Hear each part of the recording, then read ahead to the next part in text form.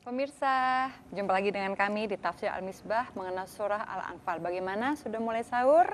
Alhamdulillah. Sebelumnya saya akan mengingatkan bahwa Pak Quraisy sudah menjelaskan Allah memerintahkan kita untuk mempersiapkan kekuatan. Tujuannya untuk menggentarkan musuh agar tidak melakukan sesuatu yang buruk pada kita. Namun, jika musuh itu cenderung untuk melakukan perdamaian, maka sambutlah perdamaian itu. Karena pada sesungguhnya Islam adalah agama perdamaian. Silakan Pak, bisa dilanjutkan atau Pak, boleh tidak saya berikan kesempatan tamu saya untuk bertanya sama Sebelum diberi Bapak? kesempatan, saya memberi kesempatan minum dulu. Silakan Gitu. minum. Silakan minum, Pak. Pak. Silakan. Sudah Silakan, Pak. dipersiapkan Silakan. sama Pak Sudah Quraisy. Silakan disiapkan. Pak. Terima kasih, Pak. Sambil bertanya silakan mau Bapak dulu. Assalamualaikum warahmatullahi wabarakatuh. Waalaikumsalam. Saya tertarik sekali dengan apa yang disampaikan oleh Pak Quraisy Shihab kaitannya tadi dengan kata damai, di mana Islam itu adalah agama rahmatan lil alamin, di mana selalu mengedepankan tentang kedamaian. Kaitannya ini dengan aksi yang beberapa waktu kemarin terjadi di Indonesia seperti kaitannya dengan teroris. Bagaimana Islam memandang teroris yang terjadi baik di Indonesia ataupun mungkin di seluruh dunia yang terjadi, di mana Islam melarang tentang kekerasan. Sementara kita ketahui sendiri yang melakukan hal seperti ini kita lihat kebanyakan dari kaum muslimin. Mungkin tanggapan Pak Quraisy Shihab seperti apa? Islam tidak membenarkan kekerasan kecuali di dua tempat. Ketika menjatuhkan sanksi hukum setelah seseorang melampaui pengadilan yang benar. Yang kedua, dalam peperangan harus bersikap keras terhadap musuh, jangan melempem, hanya itu. Selain dari itu tidak ada kekerasan. Dalam berdakwah lemah lembut, dalam mengajak orang lemah lembut. Jangankan manusia yang durhaka, Fir'aun pun Tuhan perintahkan Nabi Musa menghadapinya dengan lemah lembut. Jadi itu ajaran Islam, dan saya kira itu ajaran agama-agama seperti itu. Nah, itu tadi yang saya katakan bahwa sebenarnya kalau ada kekerasan, ada ini, itu jalan terakhir untuk dua kasus ini tadi. Saya kira demikian. Di luar itu tidak ada kekerasan. Jangan ada kekerasan. Baik, saya akan berikan kesempatan lagi pada Bapak untuk bertanya. Silakan Pak. Terima kasih. Assalamualaikum warahmatullahi wabarakatuh. Waalaikumsalam. Terima kasih atas waktu yang diberikan kepada kami untuk bertanya. Izin Bapak, sesuai dengan tema tadi yang saya dengar dari uraian di awal tadi, bahwa peperangan itu ada yang ada istilah harta rampasan perang. Nah, dikaitkan dengan zaman sekarang ini, apakah kalau ada peperangan melawan negara lain, terus kita mendapatkan harta rampasan perang, apakah bisa harta tersebut atau misalnya dapat rampasan berupa senjata atau begitu dapat dimanfaatkan untuk mempertahankan negara yang kita duduki sekarang ini? Terima kasih. Sekarang ini Pak, bagaimana yang terjadi? Pengalaman Bapak, kalau misalnya ada perang kita melawan musuh, lantas kita berhasil merebut senjata, apa itu dikembalikan atau kita gunakan? Itu yang kami Ya, kita gunakan kita dong. gunakan. Jangan kita kembalikan lagi, karena kalau kita kembalikan, dia bisa gunakan lagi untuk menyerang kita. Kita gunakan itu untuk jadi itu konsekuensi perang. Kita tangkap mereka, kita tawan mereka untuk kita jadikan tawanan ini sebagai bahan untuk negosiasi, pertukaran tawanan. Itu yang dilakukan oleh Nabi. Nabi dulu setiap ada orang Muslim yang ditawan itu dipertukarkan dengan orang musyrik, dengan musuh.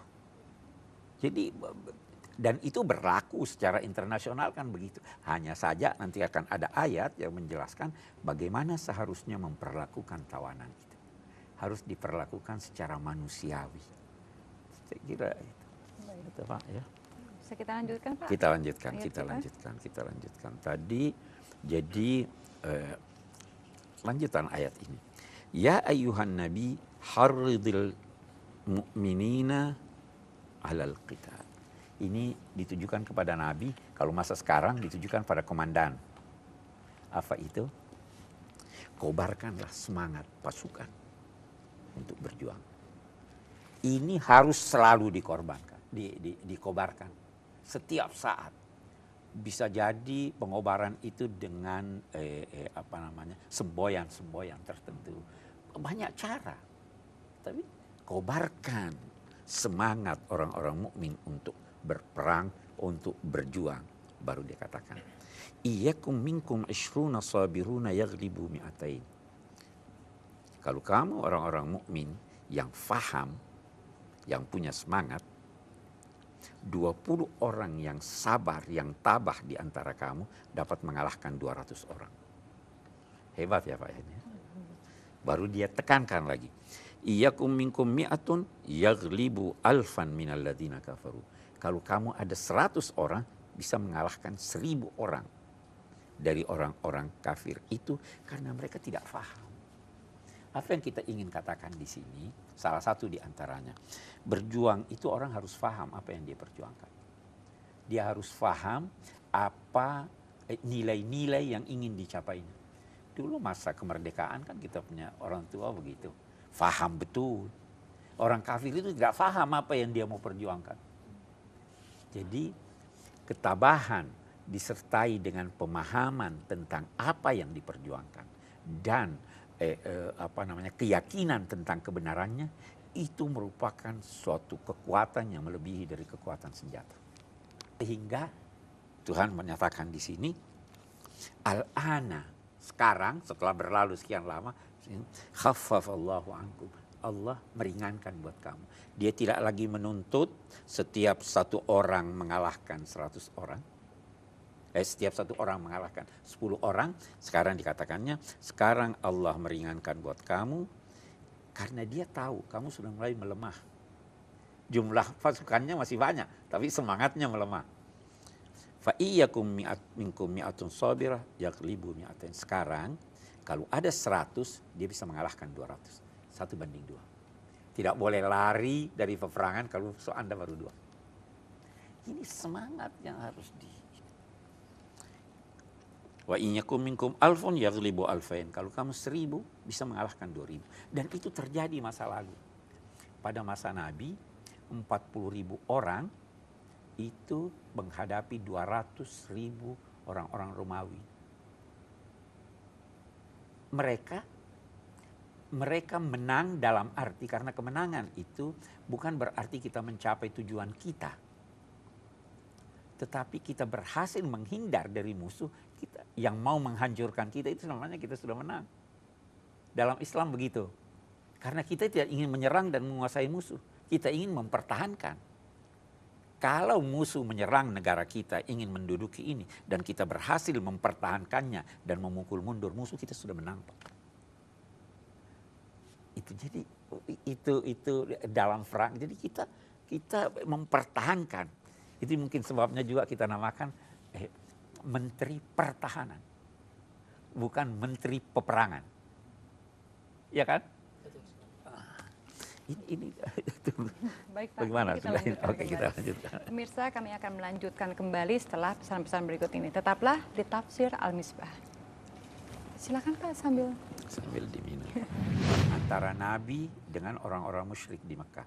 Itu ada pasal, siapa yang ingin bergabung bersama Nabi silahkan. Siapa yang ingin bergabung dengan kaum musyrik Mekah silahkan.